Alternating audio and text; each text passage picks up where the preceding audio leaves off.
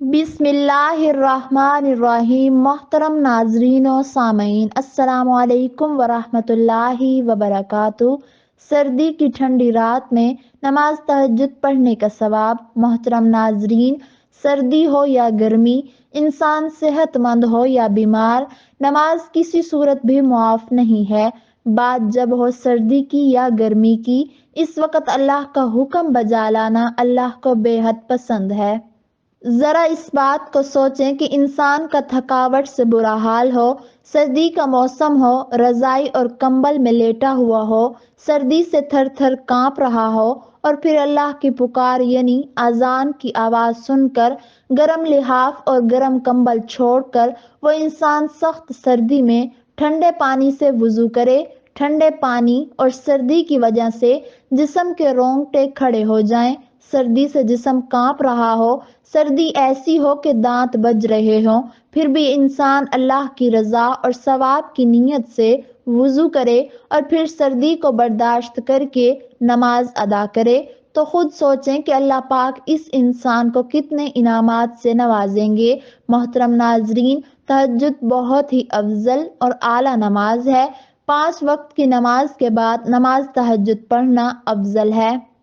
رات کو بستر سے اٹھ کر نماز پڑھنا انسانی طبیعت پر کافی مشکل گزرتا ہے، یہ ایک حقیقت ہے۔ اس لیے اللہ تبارک و تعالیٰ نے فرض نمازوں کے بعد رات کی پچھلی گھڑی میں عبادت کرنے کو افضل قرار دیا ہے۔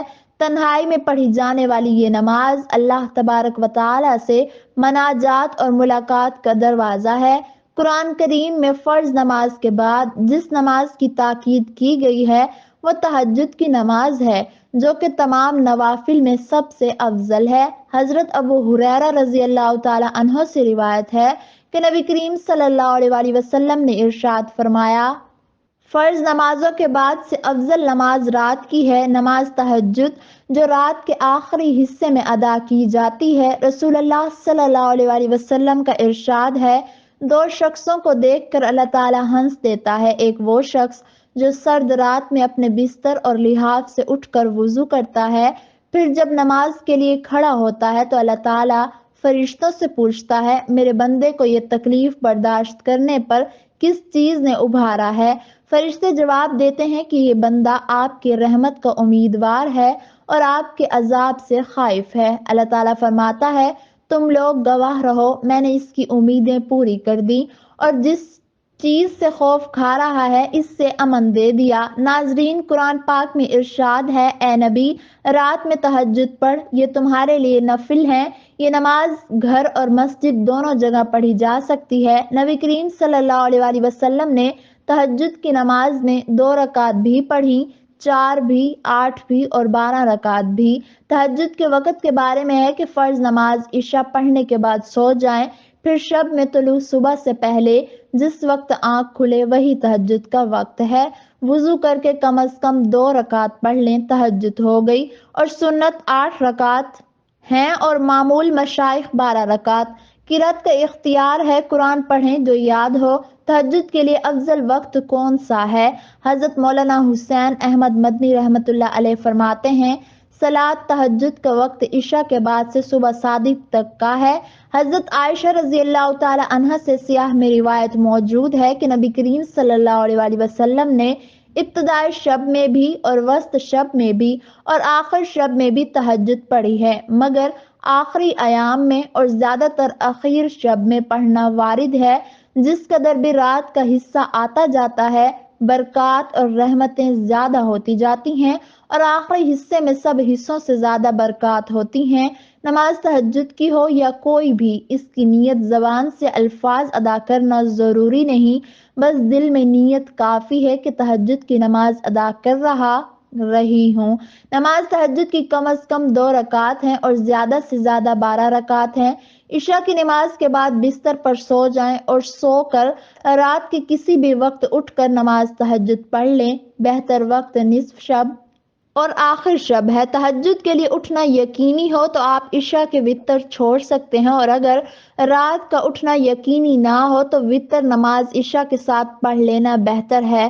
ناظرین، مزید یہ کہ نماز تہجد کے بعد توبہ اور استغفار اور ذکر اذکار خصوصاً قرآن کریم کی تلاوت کرنے کا اہتمام کرنا چاہیے۔